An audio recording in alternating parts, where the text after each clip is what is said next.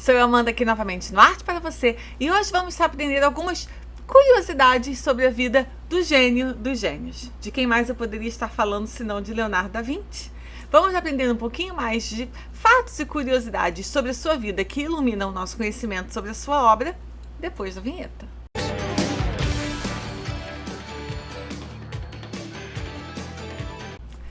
Oi, sou a Amanda aqui novamente no Arte para Você e hoje vamos falar um pouquinho sobre Leonardo da Vinci, o Renaissance Man, né, original, né, o verdadeiro homem renascentista, o mestre dos mestres, aquele que é considerado até hoje, tantos e tantos séculos depois, o maior, talvez, né, o maior gênio da história da humanidade, ou pelo menos o maior gênio reconhecido da história da humanidade, um artista, inventor, engenheiro, matemático, músico, cientista, pesquisador de anatomia, desenhista,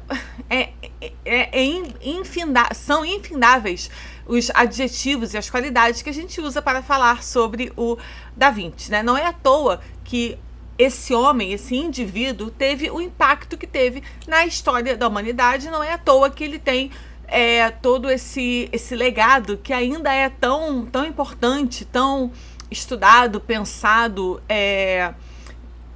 se reflete ainda tanto sobre, né? Por que tantos e tantos séculos depois a gente ainda vive, de certa forma, sob a sombra, né, do legado do Da Vinci. Então hoje eu separei algumas curiosidades e alguns fatos que ajudam não apenas a gente a conhecer mais sobre ele, sobre a época na qual ele vivia, sobre o legado dele, mas também ajudam a gente a entender melhor alguns aspectos da obra dele, que são, né, o mais importante do que qualquer, né, fofoca particular do individual que a gente possa ter.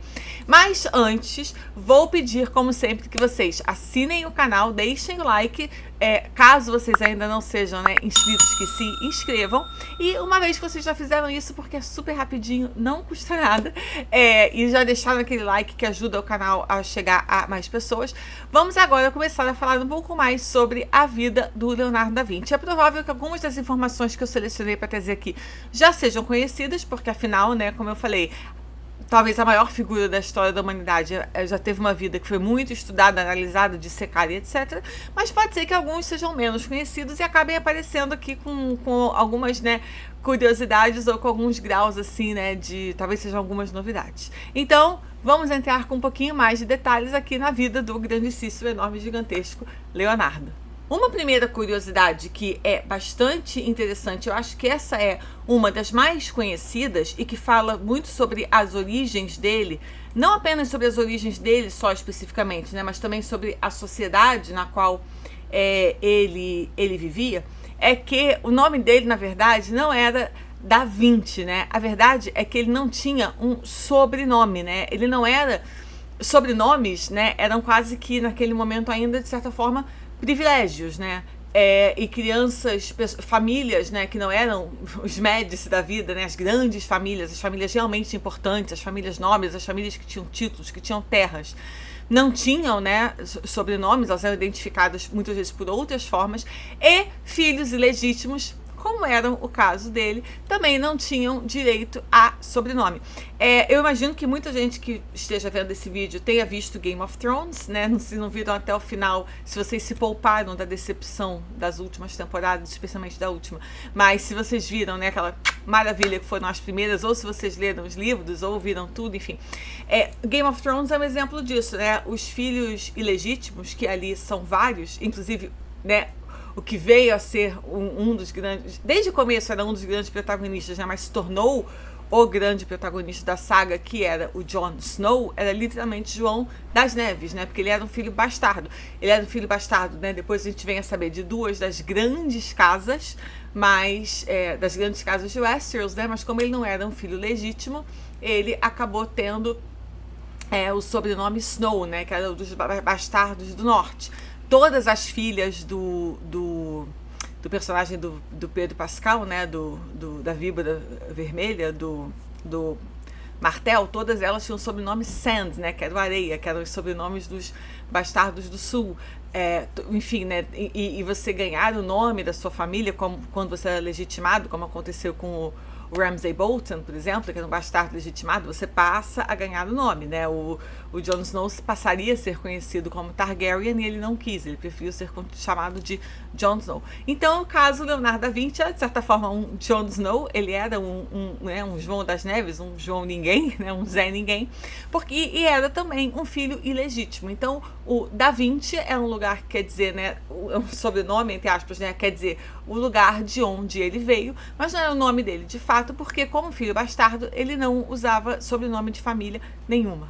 Sobrenomes, né, como eu falei, nessa época só eram comuns entre sobrenomes, né, só eram comuns entre como a gente entende hoje, só eram comuns entre as famílias da nobreza, depois eles passaram a ser comuns entre as classes médias altas e depois tornaram-se a prática comum que a gente conhece hoje, todo mundo ter um sobrenome, né? Só que naquela época, se você não era nascido em uma família e nascido, né, de forma reconhecida, legítima, em uma família que já tivesse um sobrenome, você seria considerado, né, Jon Snow, João das Neves, ou enfim, né, você seria reconhecido ou localizado ou nomeado de outras maneiras. No caso dele era Da Vinci, porque Vinci era literalmente a cidade onde ele nasceu.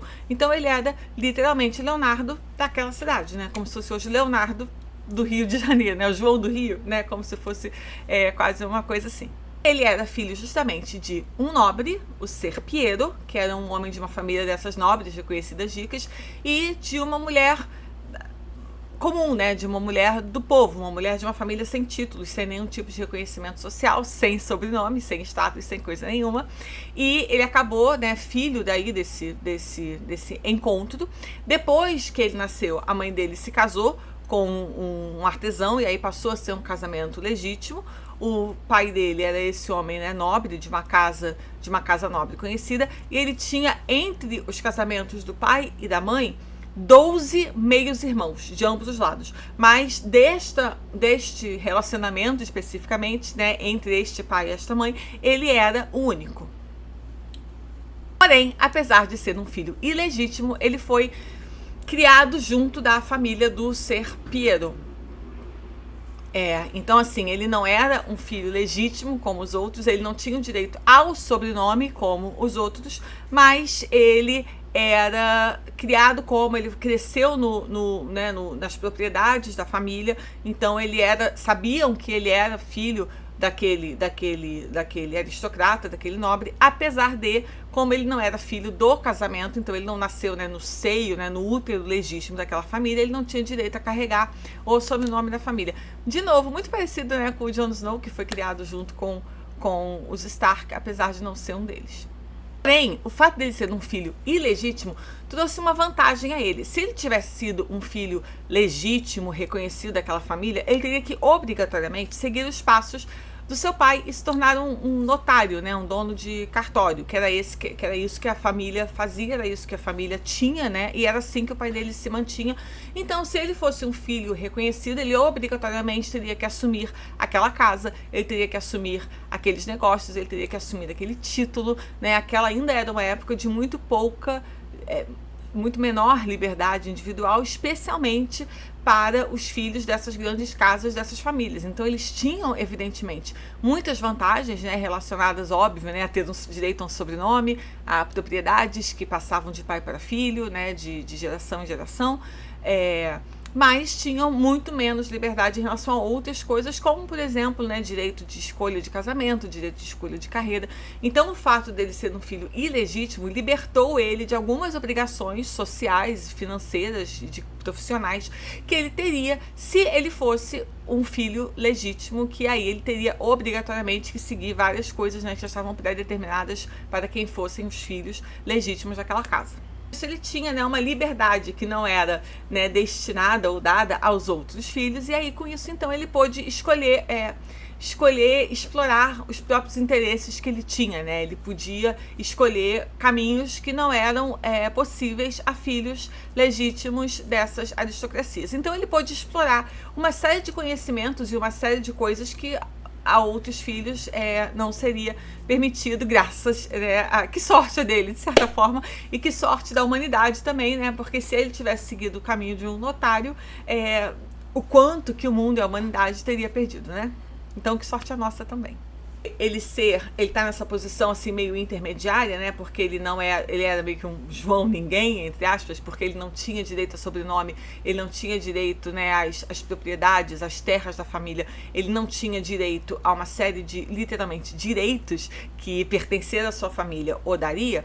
Por outro lado, ele teve toda essa liberdade e ele também teve acesso a coisas que filhos legítimos daquela casa, daquela família teriam. E com isso, os seus talentos artísticos, a sua inteligência ficaram muito evidentes desde muito, muito cedo. Então, como ele estava ali naquele cenário, né, dentro daquela casa, com aquela família, com acesso à sociabilidade que aquela família toda permitia, toda a sua inteligência e a sua precocidade ficaram evidentes bastante cedo. Isso não significa que ele, ainda jovem, tenha tido assim uma super educação. Não, a educação formal que ele teve foi bastante básica. Aprendeu a ler, ele aprendeu a escrever e ele aprendeu matemática. Ou seja, a educação formal dele era muito menos, digamos assim, recheada, muito menos conteudista, né, a gente pode chamar, do que a educação de uma criança hoje que esteja na 6ª série do fundamental, né, que esteja no fundamental hoje da escola normal que a gente tem, digamos assim, né. Então ele aprendeu a ler, aprendeu a escrever e aprendeu matemática. Isso foi a educação formal que ele recebeu. Mas mesmo assim, né, a sua genialidade e o seu talento chamavam a atenção de todo mundo ao redor dele. A precocidade estava evidente desde muito cedo. Ele se tornou um aprendiz, coisa que era muito comum naquela época, né, com 14 anos, né? Então assim, ele estava ali entrando na adolescência e aí ele já se tornou aprendiz e ele foi aprendiz do famoso escultor e pintor Andrea del Verrocchio em Florença. E lá ele foi exposto a um treinamento teórico e a uma enorme gama de habilidades técnicas, incluindo carpinteria, desenho, pintura, escultura e geometria. E o seu primeiro trabalho, pelo menos o seu primeiro trabalho conhecido, que foi um desenho de uma paisagem, foi feito em 1473.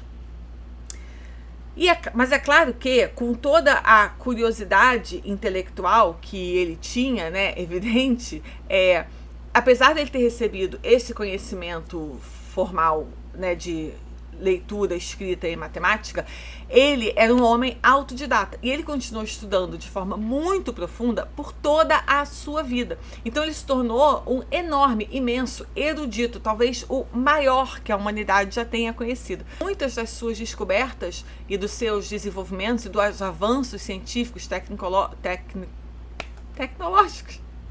tecnológicos e de ciência, de geometria, de matemática, de anatomia, de geometria, perspectiva, muito ele fez sozinho e ele desenvolveu muito do seu conhecimento sozinho. Por exemplo, ele aprendeu a falar latim sozinho. Ele nunca teve um professor, ele nunca teve uma aula. Então, assim, era ele com ele mesmo. Evidentemente, claro que conhecimento traz mais conhecimento e ele foi, né, cada coisa que ele aprendia puxava a outra e ajudava. Ele desenvolveu quase que um método de aprendizado, né, autônomo, e aí com isso, óbvio, né, é como qualquer exercício, né, você vai ficando mais e mais em forma, mais e mais capacitado, então o cérebro dele trabalhava assim, mas ele, né, estava sempre aprendendo e ao mesmo tempo que desenvolvendo e aprendendo mais, então era tipo, né, uma espiral infinita, né, de um conhecimento que se retroalimentava, que ele criava e aprendia, desenvolvia e empurrava e desenvolvia mais, né, num ciclo assim,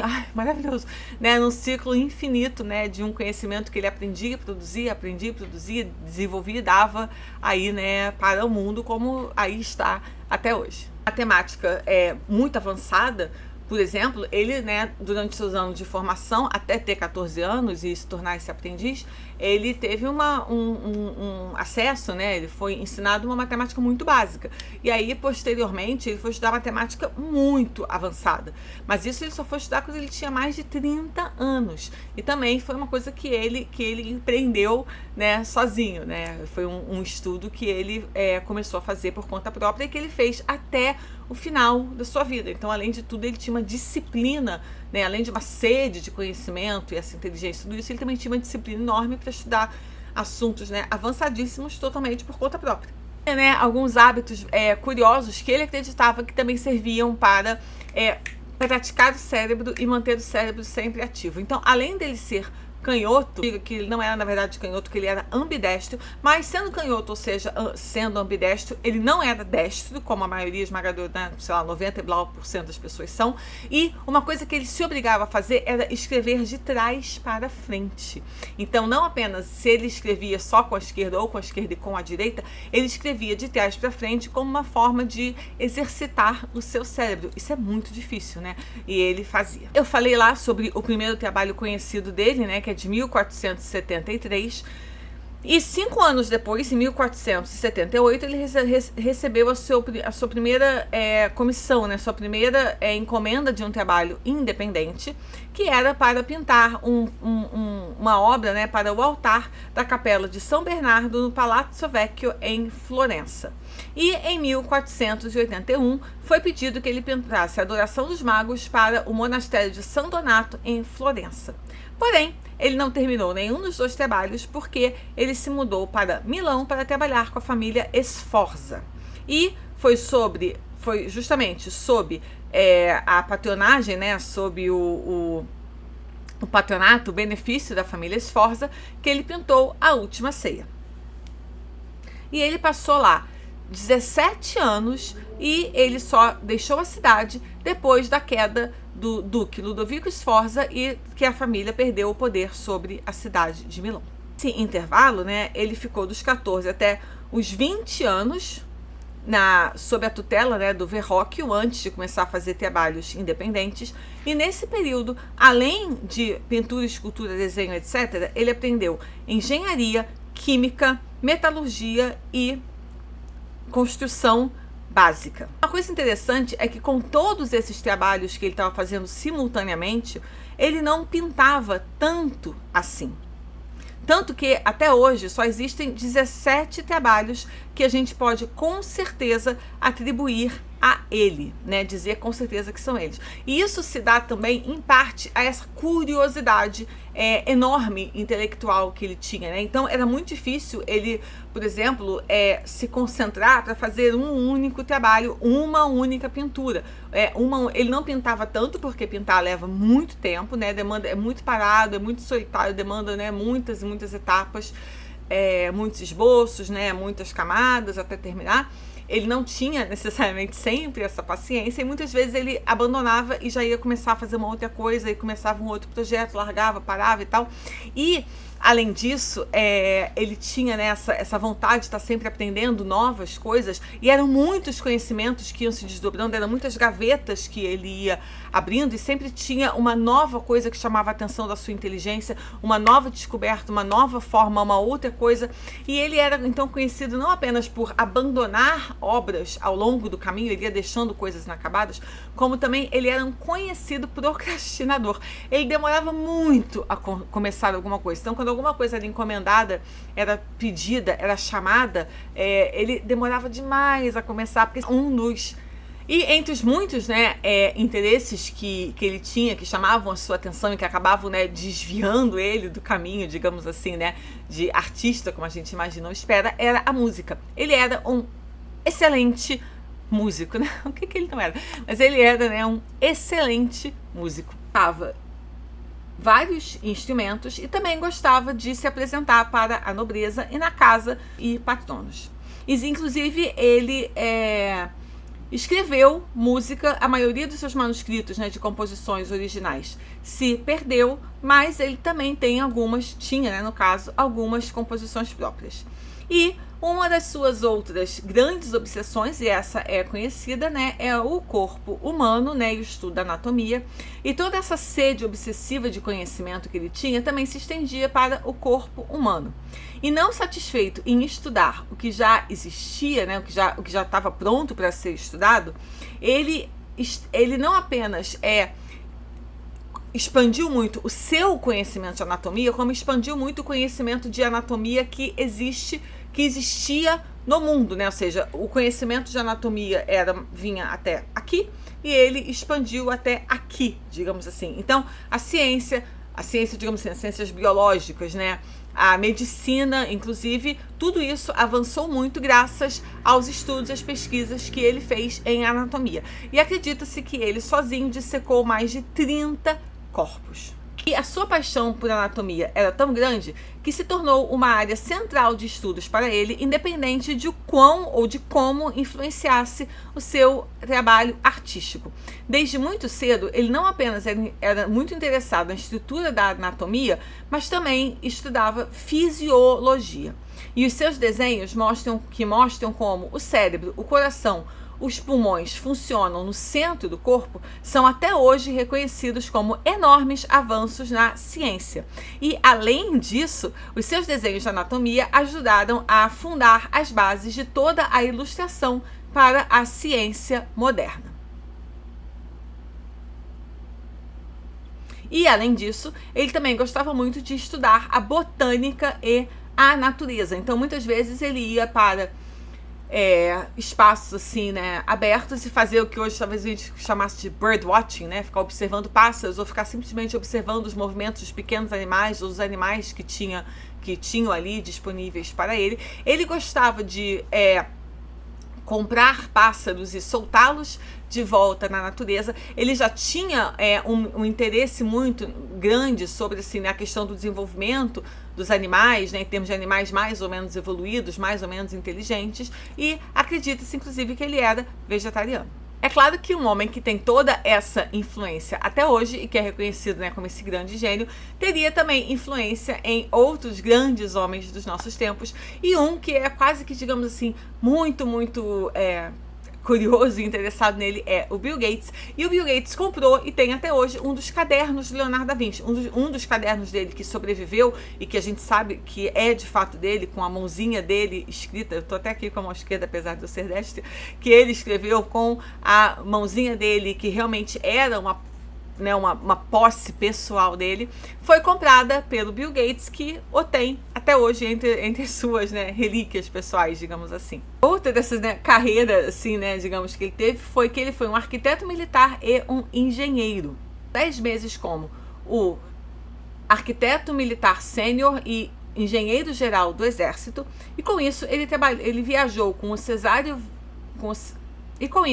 ele viajou com o Cesare Borgia por vários diferentes territórios para os estudar, para os explorar e os catalogar. Com isso, ele criou muitos mapas e planos topográficos que, mais uma vez, se tornaram a base para a cartografia moderna. Gente, como, né? É realmente de explodir a cabeça, de fato. E ele passou os seus anos finais na França. Quando ele tinha 60 anos, ele foi forçado a deixar Milão por causa de turbulências políticas, e então ele foi para Roma, onde ele foi recebido, né, e foi hospedado pelo Giuliano de Medici, que era irmão do Papa. E enquanto ele estava tentando estabelecer o seu trabalho em Roma, ele recebia um pagamento, né, e podia fazer o que ele queria. Ele tinha toda a liberdade para levar o tempo que precisasse para se estabelecer na cidade, enquanto outros artistas como Rafael e Michelangelo, ó o naipe, né, gente? Rafael e Michelangelo estavam trabalhando duríssimo em outras encomendas do Papa. Tempo que foi dito a ele que, você tem todo o tempo do mundo, você pode ficar à vontade, você pode explorar o que você quiser. Ele começou a ficar ansioso com o nada para fazer, e ele via que o Michelangelo e o Rafael tinha treta lá, entre essa galera toda. Ele viu esse pessoal trabalhando muito duro. Lembre-se, né? Tinha uma tal de Capela Sistina sendo feita, e coisas nesse naipe. Ele começou a ficar muito ansioso. Ele queria também começar a trabalhar, queria receber tantas encomendas quanto. E aí, com isso, ele começou a ficar muito frustrado, começou a ficar muito ansioso. E, assim, apenas receber um pagamento e dizer que, leve o tempo que precisar, pense no que você vai querer fazer. Não, ele queria estar lá, com a mão na massa. Deu uma oferta de ninguém mais, ninguém menos que o rei da França para juntar-se à corte francesa, e ele não pensou duas vezes, ele foi na mesma hora. E então, com, à época, 65 anos, ele partiu, depois de uma vida na Itália, ele partiu para a França. Tinha então, né, como eu disse, 65 anos, isso foi em 1516, e ele nunca mais olhou para trás. Enquanto ele não pintou tanto na França, ele passava muito tempo trabalhando nos seus projetos científicos. Ele morreu poucos anos depois de chegar à França e foi enterrado lá mesmo. E ele foi enterrado numa igreja que infelizmente foi destruída durante a Revolução Francesa e até que eventualmente foi demolida. Espero que vocês tenham gostado desse vídeo, né? Como eu disse, eu queria trazer aqui algumas curiosidades, alguns fatos talvez menos conhecidos ou menos transparentes, né, ou menos evidentes sobre ele, mas que de certa forma ajudam a gente a ter assim um pouco mais de luz, né, um pouco mais de compreensão das obras dele propriamente dita. Eu posso fazer uma listagem daquelas que eu faço sobre top obras dele. Existem passagens um pouco mais assim complexas ou polêmicas aí da vida dele que eu escolhi não abordar nesse vídeo, né, que interferiram em maior ou menor grau na sua obra, né, mas assim, aí seriam questões mais da sua vida particular e legais, mas não foram as que eu selecionei para trazer aqui. Eu quis trazer mais essas curiosidades que eu acho que falam mais sobre quem ele era, no sentido, né, do conhecimento propriamente dito. Se vocês querem que eu fale mais sobre ele aqui, é só deixar aqui embaixo nos comentários, como sempre. Espero que vocês tenham gostado desse vídeo. Como sempre, peço e aceito sugestões de novos temas e aguardo vocês no próximo. Tchau!